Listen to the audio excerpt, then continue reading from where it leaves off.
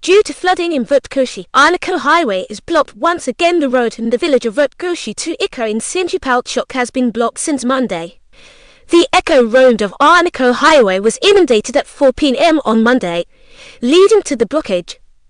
The road was closed on June 17 and reopened Thursday with the heating system switched off.